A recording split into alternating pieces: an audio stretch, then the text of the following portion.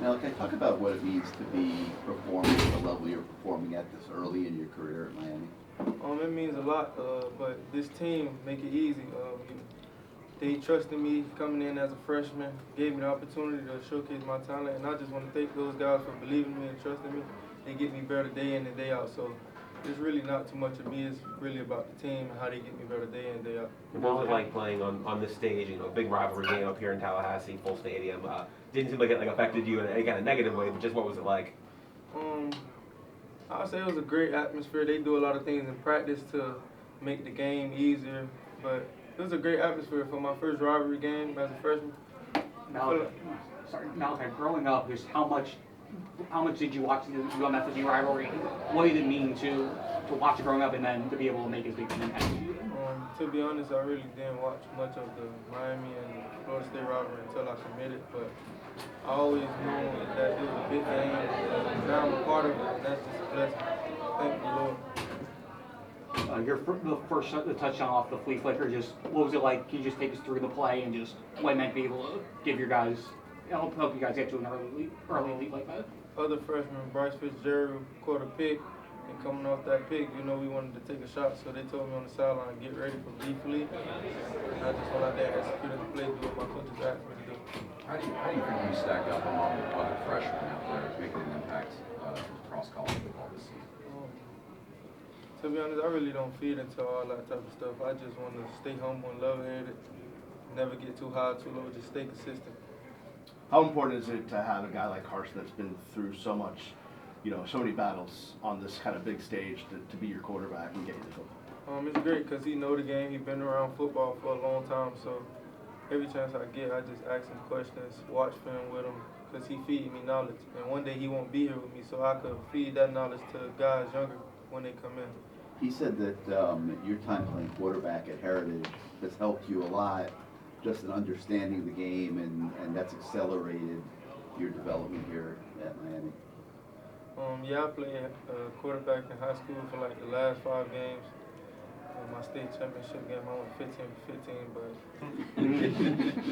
but yeah, I think it helped me a little bit. It helped me a lot. Just studying the game, knowing the game from a quarterback and receiver perspective, so it helped me a lot. It's obviously the first month of your college career, and you've already become, I think, kind of a fan favorite. Just how much have you gotten a lot of attention from random other students, from fans that'll message you or see you? Like, what's that been like? I would say it's starting to come around to school, but I do my part and the best of part. Well, I do the best to try not to feed into it, because when you feed into it, that's when complacency set in. So I just want to stay even keeled through all and humble through it all. Everybody talks about you turned 18. Everybody talks about your work. We'll do Gary first. Everybody talks about your work ethic. In the building 5 in the morning on a regular basis, things like that. Where's that come from, and how many hours a day are you spending on football? I don't keep track of how many hours I spend on football. That's just something I like being around. But getting in early, staying late, that just come from like my family, watching my mom get up early for work. If she can do it, why can't I? Watching my uncles work a job and actually get up early, staying there late in the hot sun. My mom work at the post office and my uncle work for UPS. So if they can do it, why can't I? We'll finish it up over here. You turned 18 last month? September 17th. Yeah, like do you think about how at a young age that you're able to do all this, and does it even surprise you sometimes? I wouldn't say it surprised me, because the work I put into it, God blessed me with the talents to go out there, just be myself, not get too big-headed. So that's really a blessing. CJ, you and Malachi have combined for 4 touchdowns tonight. What did you see from the FSU defense, and then just with Malachi, how has he continued to just trying to get better throughout his freshman year? I think it starts in practice, man. We do a lot during the week that a lot of people don't see. We're grinding really hard in the week to give our quarterback trust and just let him know that we're going to make those plays for him, man. So I think it starts during the week, Monday through Friday, man, and, it leads up to this. So, we've already seen it before from him. I think he's going to continue to make plays, and I couldn't be more proud of that. what stood out about the defense through the first 3 quarters? Obviously, FSU made a push late, but the first 3 quarters, what's on specifically that first drive to hold them to a field goal? How big was that momentum-wise for you guys? It was huge. You know, it was an 11-play drive, and they were moving the ball pretty quickly. So it means a lot to get them in the red zone and then finally holding them 3. Yeah, felt great. What was the challenge like of dealing with that offense all night? I'm guessing fourth quarter there was some fatigue involved. I mean, it's a lot to handle over a full football game. Yeah, first they run a tempo offense, which is always going to be tricky because you got to line up, get the call, and read your keys and line up a play. But they're an offense that does a bunch of trickery, a bunch of shifts, motions, to play with their eyes. We knew that coming into the game, but we were prepared for it. You see in the first 3 quarters, we attacked it pretty well, but then we kind of fell off, and we let Castellanos get out and run around a little bit with his athleticism. But at the end of the day, we got the job done. For both of you guys, just coming to somebody else's house, a rival, big stadium, you guys lived up to the moment. It was just drive, like executing everything and doing it. I think it's all in preparation, all green tree. We had it 2 weeks to prepare for them, and we took advantage of it. And then coming into Florida State, you know, our biggest rival really, and getting this W, it means everything to us. It means everything to the people who support us. So. Akheem, you were here, you know, the last 4 years, first 2 years losing to FSU, once at home, the blowout, once here. To come out, win the last 2 games, just what does it mean to get these these wins the last 2 years? It means everything to me.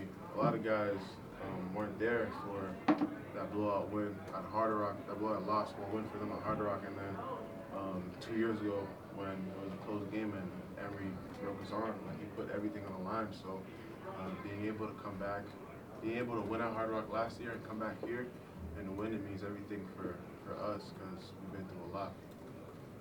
CJ, can you take us through your 2 touchdown celebrations, the one for your former teammate with Eye Black, and then kind of the chant? I think the chant, I could have controlled my emotions a little more, man. I think I let my emotions get the best of me. And yeah, man, I did it for Kyron, my former teammate that passed last year from LSU. Yeah, it's just on my heart heavy, man. So I let the world know that I'm doing it for him. What does this season mean for you when you reflect on what you went through last year without a touchdown pass and, you know, different things that you had to deal with injury-wise and stuff? And, you know, what does this mean to you so far, 5 games in? It's just a testament of my faith, a testament of who I am as a person.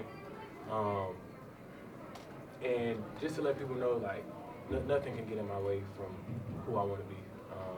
So yeah, there's a lot of things that I went through as far as that last season last year, and you know, I handled it with great maturity going through that adversity, and you know, I was blessed with another opportunity to show my talents to the world and be a part of this Miami Hurricane team. So definitely a blessing. We'll do 2 more For questions. both of you guys, 5-0 to start the season, ranked wins, all of that. What stands out the most about how you guys have gotten to 5-0, and what still is left for you guys in terms of what getting to the next level of your guys' game? I think we play complementary football. On defense, we stop the run, we can rush the passer, we get turnovers. And then when we do so, we get turnovers, and the offense capitalizes. And I think that's the biggest thing about our team. We play complementary football. Couldn't say that.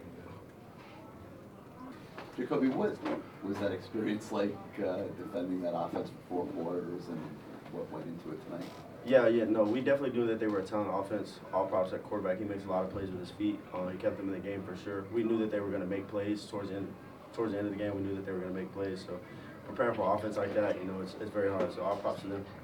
You guys got turnovers tonight. Obviously led to points on the board. Just how important is that for you guys to get those turnovers? Yeah, taking the ball away as a defense is amazing. You know, they have stats for it all, but you know, Coach Hedman preaches about, you know, swarming to the ball.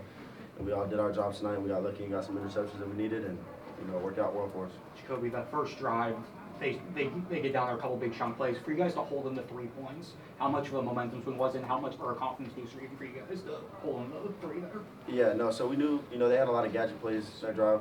We just knew to just stay calm, you know, play our brand of football.